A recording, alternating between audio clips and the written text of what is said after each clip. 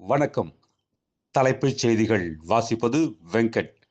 மாநகராட்சிகள், நகராட்சிகள் மற்றும் பேரூராட்சிகளில் தூய்மை பணியாளர்களுக்கு முதல்வரின் உணவு திட்டம் விரிவாக்கம் போலிவாக்கத்தில் முதல்வர் மு.க.ஸ்டாலின் தொடங்கி வைத்தார்.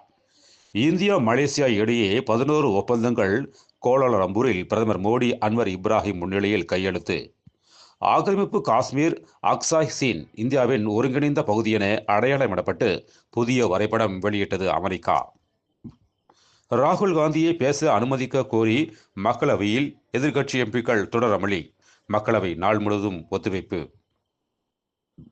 இந்திய பெண் தவறுதலாக குப்பையில் போட்ட 12 லட்சம் தங்கத்தை மீட்டுக் கொடுத்த துபாய் போலீசார். தமிழகத்தில் திமுக அரசுக்கு மாற்றாக புதிய அரசு அமைய வேண்டும். டாக்டர் கிருஷ்ணசாமி பேட்டி.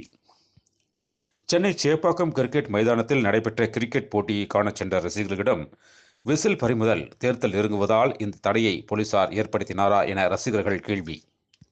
ஜப்பான் தேர்தலில் அந்நாட்டு பிரதமர் சனி டகைசி தலைமையிலான லிபரல் ஜனநாயக கட்சி அபார வெற்றி.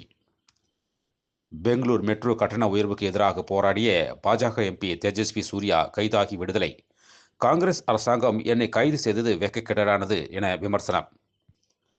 சென்னை துறைமுகத்தில் கடலுக்குள் கண்டெய்னர் லாரி ட்ரெய்லர் கேபின் விழுந்து விபத்தில் ஓட்டுநர் சடலமாக மீட்கப்பட்டார்.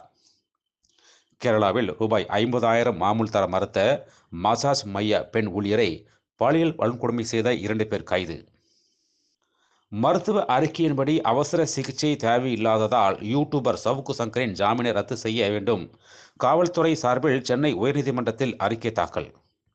மேலும் விரிவான செய்திகளுக்கு அரசியல் ராஜ்யம் மின் இதழை படியுங்கள்.